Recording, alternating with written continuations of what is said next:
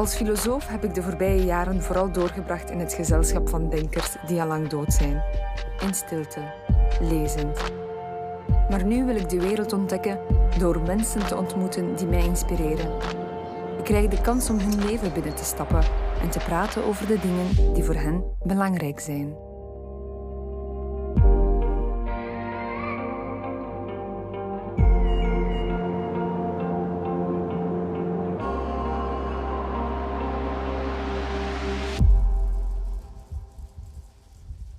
I'm Roger Scruton, writer and philosopher, and an outspoken conservative who is actually really a human being.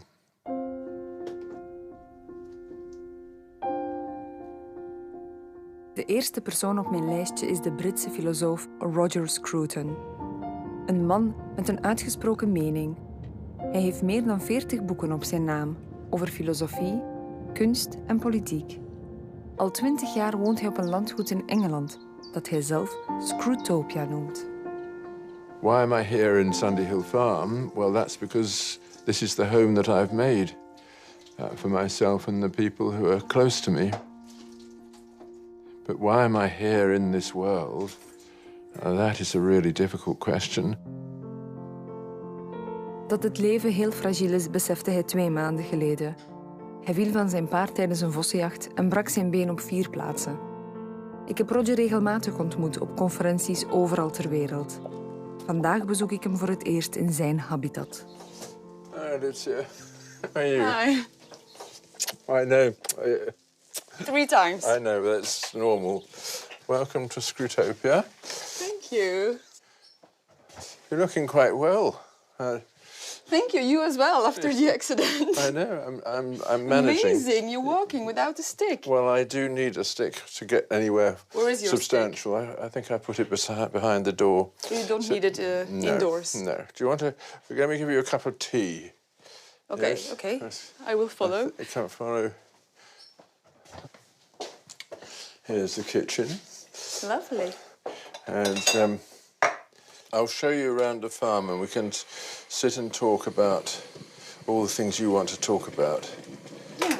The kind of thing that I believe and think, or refuse to believe and refuse to think.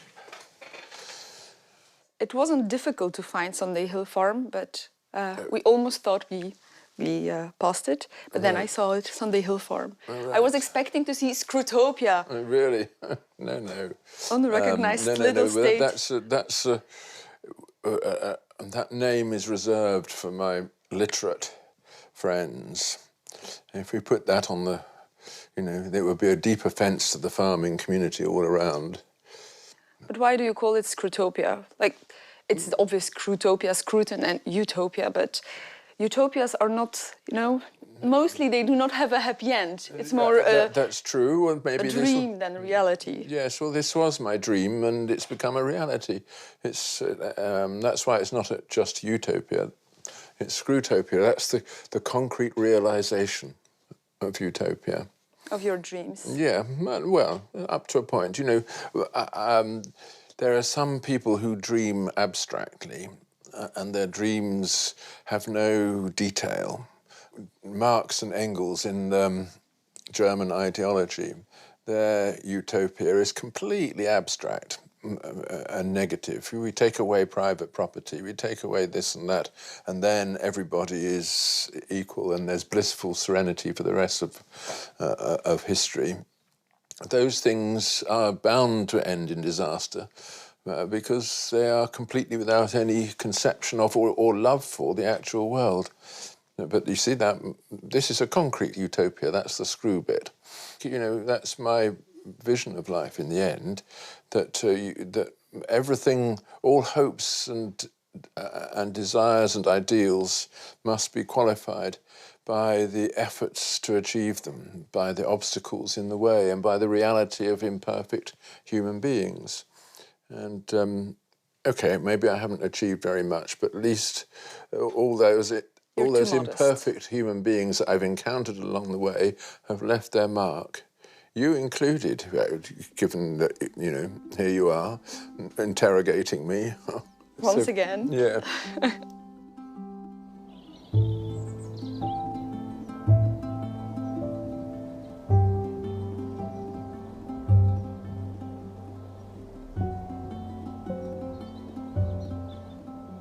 I saw on a website yesterday evening on Farm Sunday, Farmer Roger and his wife Sophie. Since when are you a farmer? Yeah, well, what was that on? That was on some advert, was it? Or... yeah, Farm Sunday, Yeah. I think the website is. Yeah, well, I am a farmer, yes. That's to say, I sometimes cut a bit of grass. Well, you need more to be a farmer. Do you? What, owning a farm is a step on the way to being a farmer. There are a few animals. We can go and feed the cows, if you like. Yeah, I can practice for the future. You never know. Philosophers that become farmers. Well, there is a future. Well, no, there is a future, you know, because there's no career for a philosopher in the academic world anymore, whereas farming is still alive. All that you see here is Sunday Hill Farm, right to the horizon. Now, here are our little cows. Aww. They have this little field all to themselves. You didn't have cows before, No, did you? no. No, it's new. New, yes. This is your first experience of husbandry. Come on, then, Alicia. Yeah, what do I have to do? Like, go there? Pour it into the trough. You just have to watch where you step. Okay, that's fine.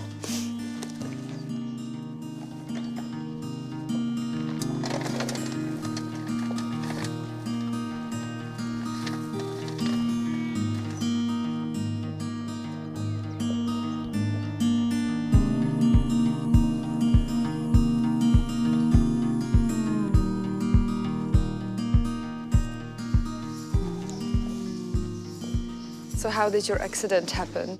Well, we were going across a bridge, a very narrow bridge, over a sort of little stream.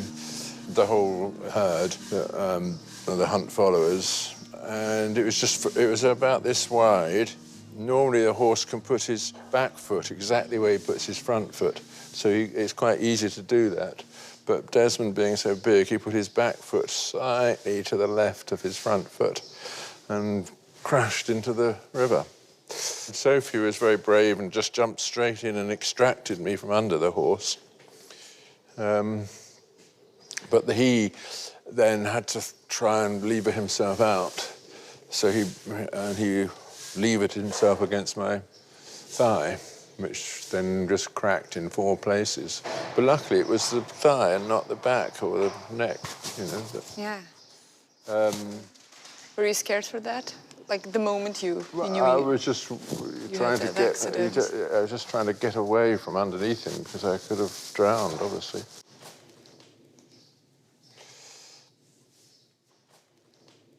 There you are, good boy. So that's. That's a huge horse. You see why I broke my leg, can't you? Yeah. Oh my God.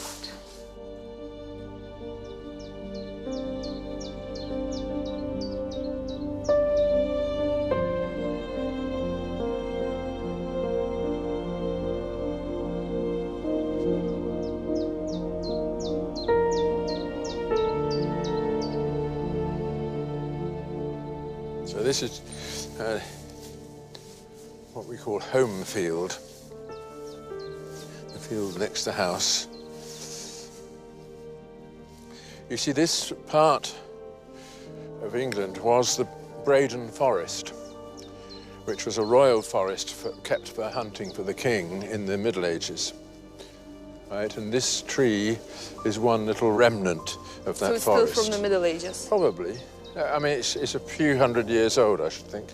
It's an oak tree.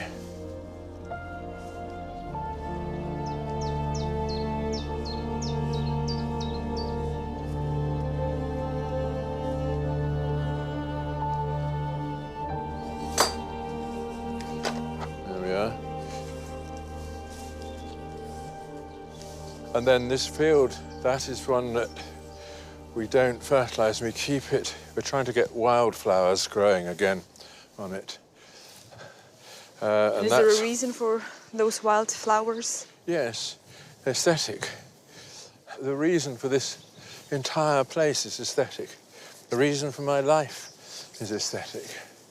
You know, I'm one of those people who believes that the aesthetic instinct is not an arbitrary addition to the human mind, but actually fundamentally what we're about. The arrangement and rearrangement of things so that, if you like, the spirit shines through. And that's what I think one feels very much about the countryside. Even if you're a farmer whose main concern is to make money out of it, still what you are doing is arranging and rearranging, and these aesthetic values are unavoidable. Because they are the way in which, so to speak, you are reflected in the things around you and justified by them. So, going back to wildflowers, we decided that we should restore this field to its original condition. And that means we don't fertilize it, and we stand over it in a posture of prayer, hoping that the wildflowers will come back. We have done some seeding, of course, to help them on their way. Oh, that's good. Yeah. You know, in the world in which we are now, where it's so difficult to find a transcendental source for moral values, you know, given the skepticism about religion and so on, we have to look for other sources. And, you know, it's been very much part of the consciousness of Western civilization since the Enlightenment that there are other sources. One must open one's eyes to nature and to the human world and see, as it were, the immanence of value. When things speak to you, shine at you, when the light that is present in everything shines through. That's essentially what we mean by aesthetic values, or what we ought to mean. And beauty isn't this casual thing that you might choose to be interested in or not, just as someone might be choose to be interested in chocolate or something. It is, if you like, it's the thing that attaches us to the world in the first place. That is the thing that is telling us, you belong here. And you, in response, saying, yes, I do belong because you are here. So only we can recognize beautiful things and the beauty. Only human beings can, yes. Only it's part of our self-consciousness, our understanding, our understanding that we are in the world in a questioning relation with it. I think everybody is open to the experience of beauty and to what I've been saying, and in moments will perceive the truth of them. But people turn away from it because the truth is difficult and can be uncomfortable. So people turn away from it and go back to consuming, to excitements, distractions. And that's reasonable. I'm not saying that they shouldn't do that, but they're missing out on something. Maybe missing out on everything that matters sometimes. And what does matter in life? Well, there's no one thing that matters. You matter, your life matters, and what you make of it. But also, you can only make anything of your life if you recognize that others matter more. It's the relation with others, which is where mattering begins, and not just human others, the otherness of the world that stands out there, inviting your attention. And the other who invites not just attention, but love, compassion, and all the other positive things that we feel towards each other.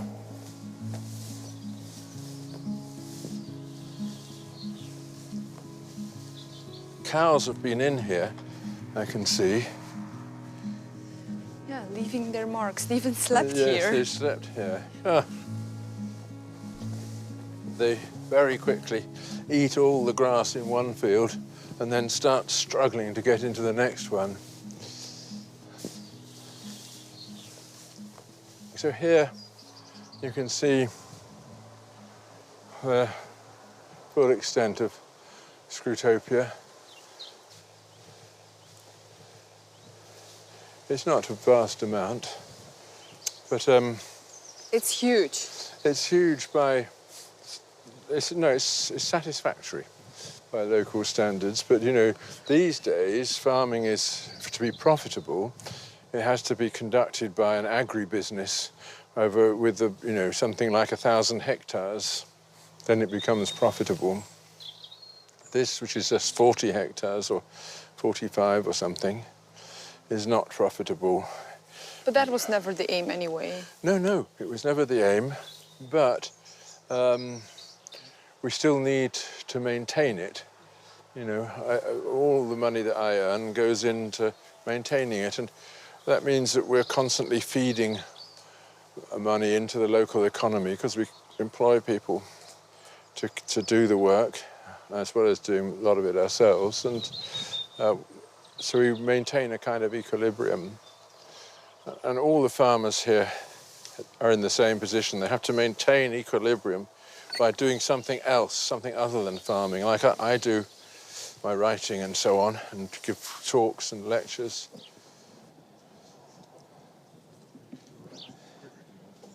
I just leave the boots here.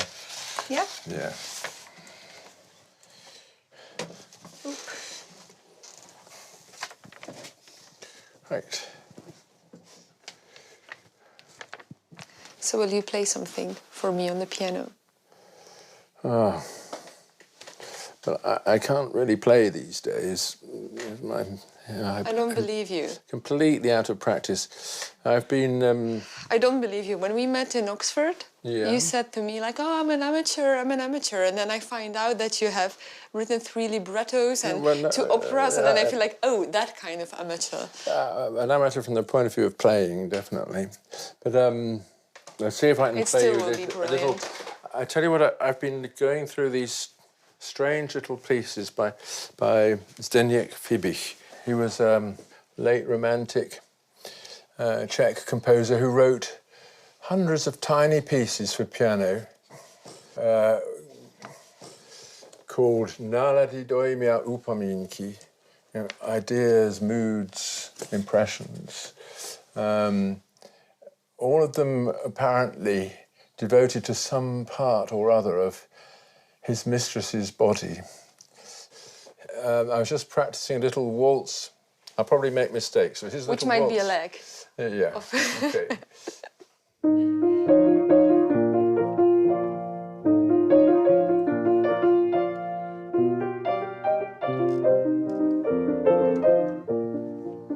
And I need my glasses, you see.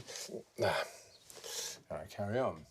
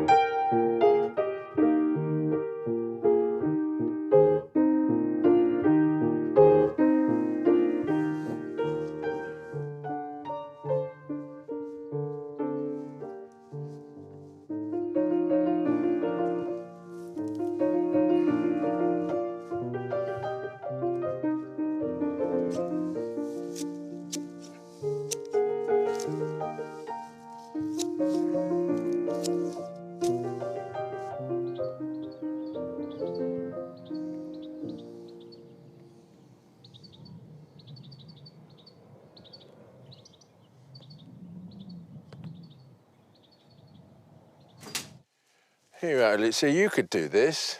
Do you want me to help you? No, it's all right. But you're young and strong, and here am I, an old geezer with a broken leg.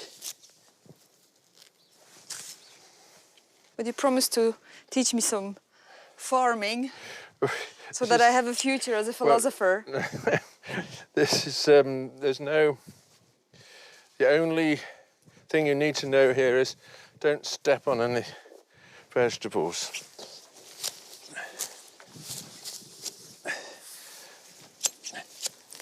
you said I'm young and strong, but I know. you are doing pretty well. Not with the young part, but with the strong part. Well, for my age, I'm young. There we are. There should be some things coming up there, but I You suspect... still feel young? Yeah, actually, I think I have a youngish constitution. If I didn't, I wouldn't have recovered so quickly from this broken leg. So apparently in the old days, before they discovered all this new kind of surgery, you had a 50% chance of dying from the broken femur. And is that something that scares you? No. Thinking about No, death? actually, I'm not scared of death at all. I'm scared of the, obviously, as everybody is, of the suffering that precedes it. And I worry about, you know, what the family will feel, inevitably. That's, especially children, obviously, how they'll cope. And then I have to water the things in the greenhouse. Okay, let me do that then. Okay. Otherwise, I'm only watching and observing, and I feel useless. You don't want to feel useless. Well, there's two kinds of useless. Your kind and mine. Okay, that needs an explanation. Mine is the kind of transcendental uselessness that attaches to works of art. Okay, and I am? Well, we'll sort that one out later. That's easy. So, all the little plants here? Yeah, just a little bit of water on everything. There's some tomatoes down underneath and a cucumber. All the kind of absurd things that we Europeans eat.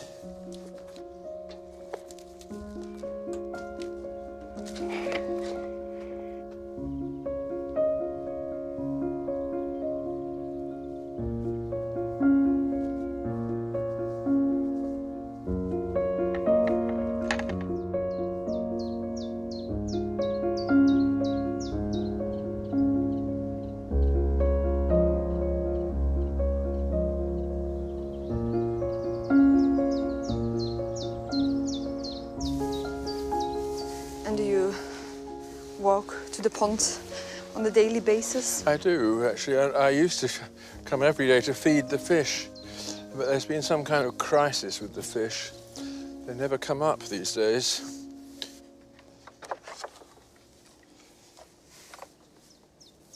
There is an egg. Is that normal? Wow. How interesting. Oh, it's a duck egg, of course. Is it? Yeah, it's one of the... because there are some ducks around here.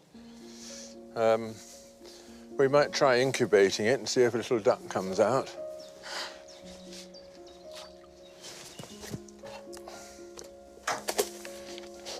How much do you take? That'll do. If anybody comes up to eat it, I shall be so glad. In the old days, they used to come straight up, leaping. Well... No, clearly not. No, something is going wrong with your fish. Yeah. And were the fish important for the pond or for you? Yeah, they were, because all life is important. You know, one of our intentions here has always been to maintain a viable ecosystem that reproduces itself all the time, you know. And is that the reason why you have written green philosophy? Yeah, in a place like this, you become acutely aware of how fragile everything is and how interdependent everything in the natural economy is. But it's very unusual for a conservative philosopher to write on green philosophy. Yes, it is. But that's...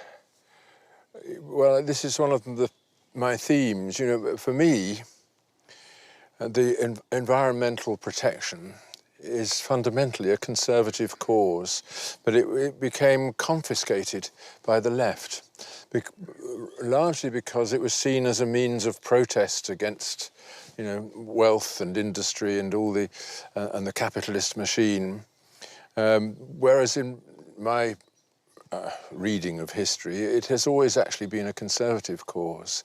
The idea being that we should conserve natural capital just as we conserve human capital. We conserve these things to pass them on from one generation to the next.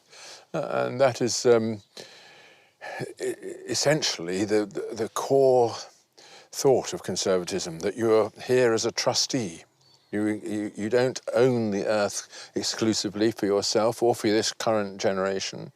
You must maintain what the dead have bequeathed to you for the benefit of the unborn. Now look at that great black mass of tadpoles there. You can tell that it must be a healthy pond,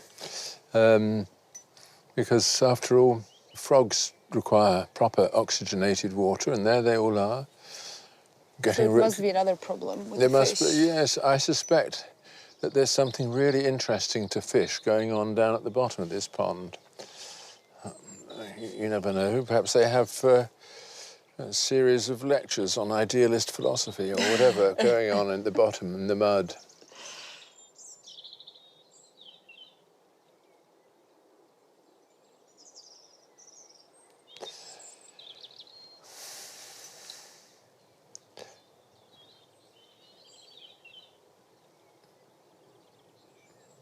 Now it's all very silent. We need a subject, do we? No, we also need silence. Oh, do we need silence? Okay. Silence plus duck egg. In favour of some silence. Oh, I'm totally in favour of silence, especially from most people. Not only from people, but just in general. Silence is, I totally agree. Underestimated. Of course. But silence is different from the absence of noise. It's a positive thing that comes from within.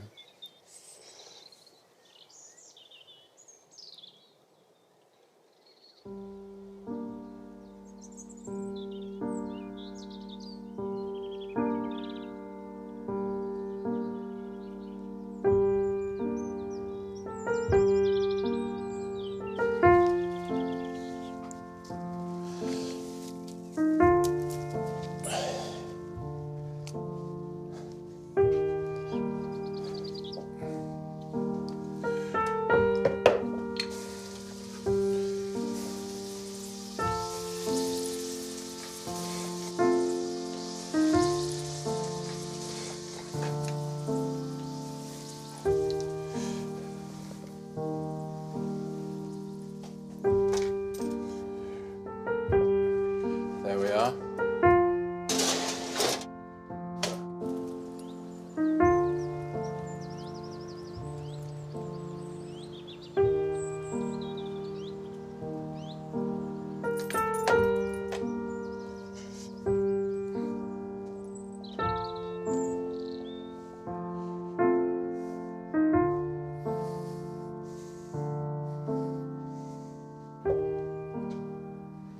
It's just an ordinary Victorian church. When I settled in the country, I thought I ought to explore my ancestral faith, so I came to the nearby church and I realised they hadn't got an organist and they were struggling. So I said, if you want someone to come and just accompany the hymns, I'll come and do it. And this is where I play. I don't know whether the organ will work, but you can. The light works.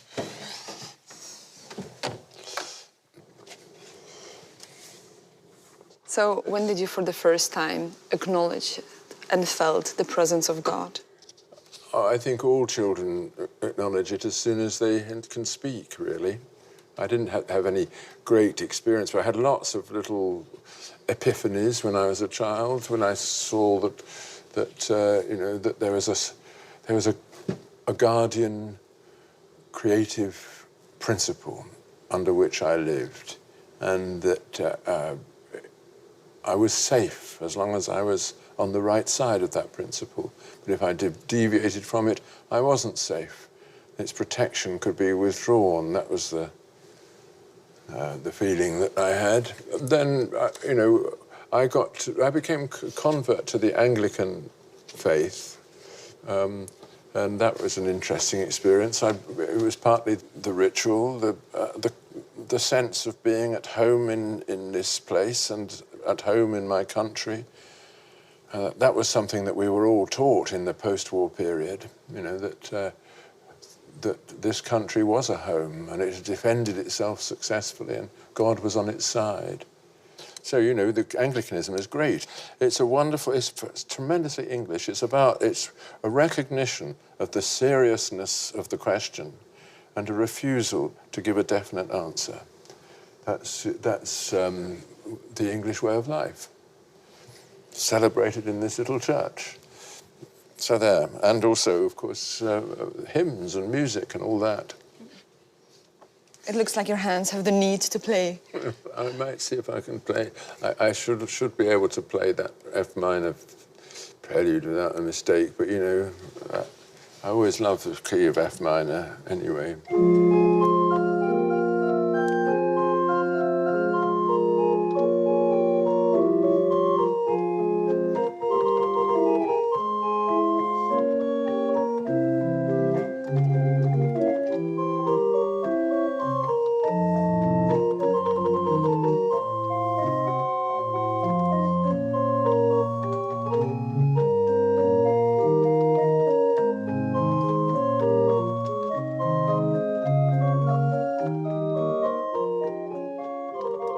God was not always in your life.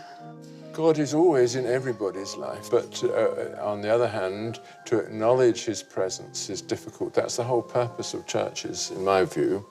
Not to recruit people to violent passions, but to get them to sit quietly and acknowledge the presence of something greater than themselves. Of course, there are moments when ambition and need and appetite have turned me away from him, have turned me away from the recognition of my own unimportance, you know. And I think we all have those moments when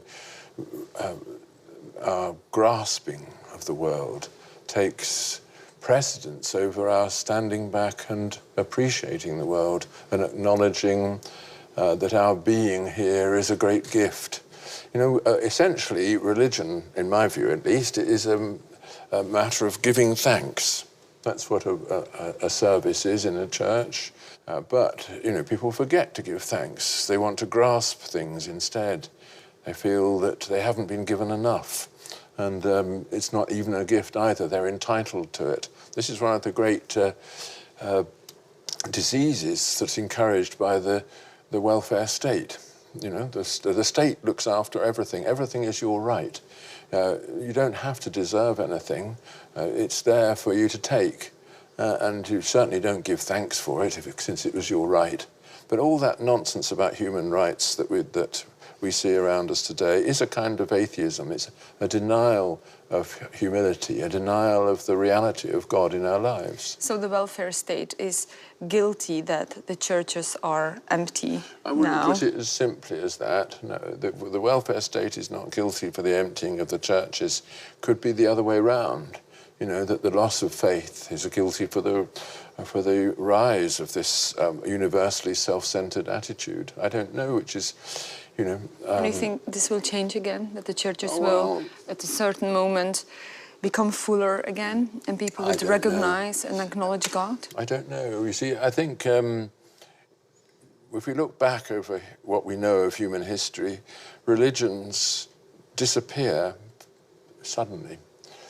And they don't come back. Look at the religions of the Egyptians, the Greeks and the Romans. They just disappeared. And they disappeared immediately after Christianity came into being. You know, it swept them away. Are you afraid Anglicanism will disappear? Well, everything will disappear. I'm not afraid that it will disappear because disappearance is of the essence of the human condition. But I think it will be a great shame because disappearing with it, of course, will be this entire culture.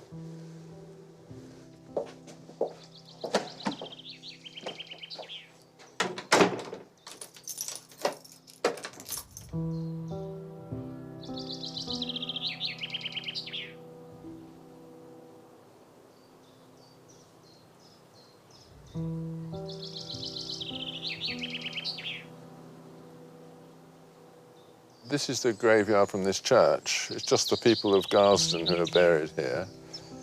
So you won't be buried here? Yes. Yes, you will? With any luck. This would be an appropriate place, yeah. People should be buried in the place that has had meaning for them, and it's consecrated ground. So I assume your funeral will be here? Well, but, like, it's very small. You're looking forward to my funeral already, I can see that.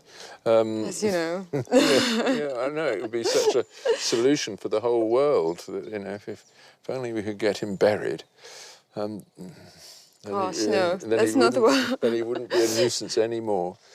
No, I just wonder if you already think about that very sad day for most people in your life. I think. No, I don't. I don't think. Spinoza says that the free man thinks of nothing less than death, but I think he exaggerates. I think you must have the thought of death always in mind, but it must be a cheerful thought, a positive thought. You know, look, I've been in this world. I am in this world. I'm giving thanks for the fact of being in this world, and one day I shall leave it, and that's part of the price that one pays. So it must be a good thing.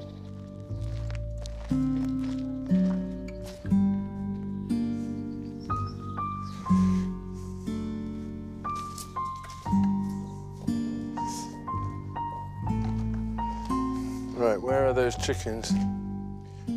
Look, look, look.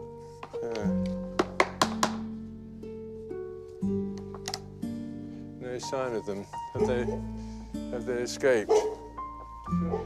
No, the chickens have disappeared. Look, look, look, look. Ah, you're inside.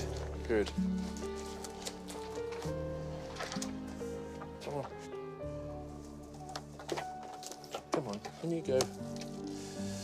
Only 2 eggs today. One of you has not performed her duty.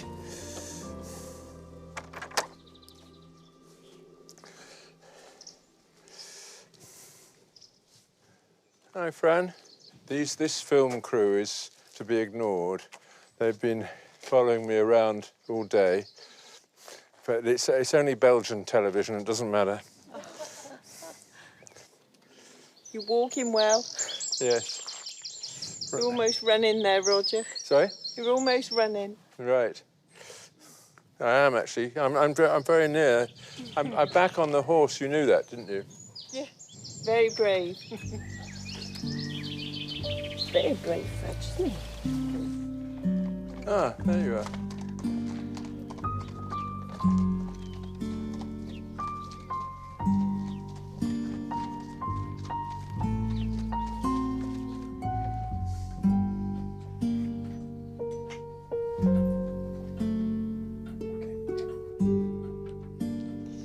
This used to be a haunted room in the house. It still has evil lurking in the corner, which comes to us, of course, through that horrible screen there. Oh, you have a television. That's new. I'm afraid so. The children insisted on having it because they felt they were too innocent, aged 13 or 14, so they had to have the devil in their lives. And does it work? Luckily, it hasn't worked, no. So maybe the television isn't the devil after all? No, no. While they're watching it, they don't belong to us. But when it's switched off and they get up, their faces beam with their original homely smiles, and we know that the damage has not yet been permanent.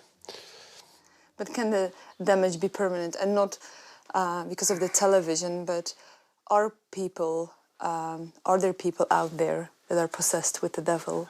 Well, The question of the devil is a really interesting one. I've been thinking about that recently because of the vast amount of literature in our civilization devoted to the idea of evil. And, you know, we're very sensitive to that. And, of course, the Manichaeans in 2,000 years ago believed that the world was one continuous contest between two divine principles, the good and the evil.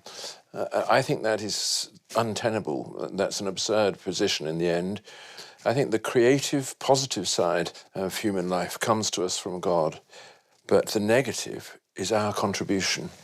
This is where human beings specialise in turning the world away from its own nature. Animals are not evil. You know, the lion that tears apart the lamb is not committing some evil act. He is simply fulfilling his nature. Yeah, but that's also the... Animals are also not doing the real good. No, that they're morally neutral, whereas human beings are capable of this other thing, not just damaging each other, which they inevitably do, but wishing to destroy, wishing to find out the centre of another being and erase it from the world. That's what Mephistopheles is referring to in Faust. And I think you find people like that. Of course, I don't mean just the great villains like Hitler and Stalin and Lenin and so on. We know how to describe them and we know what their actions are. But there's the other more modest kind of evil, the people whose evil is secretly known only to a few, only perhaps to themselves, those who, as it were, take another life and suck it out and destroy it. If God created us and we are the root of evil, did he then also create evil? Listen, you're asking these difficult metaphysical questions to which the traditional answer is St. Augustine's, that God could not have created us as the positive object of his love if he did not create us as free. And being free, we were free to sin. So freedom and evil go hand in hand, yes. But we have to strive to use our freedom in the right way. So there is no transcendental evil, no real devil? There's no real devil except that which is manifest in people, in you and me. But I think you're not so bad as far as I know you to be. Be careful. No, there is something witch-like about your way of looking at me, but I think I'm giving you the benefit of the doubt. So my evil side is not that bad. How about your evil side? I'm very aware of it. You know, when you get to my age, you look back at all those things, as C.S. Eliot puts it, things ill done and done to others' harm, which once you took for exercise of virtue.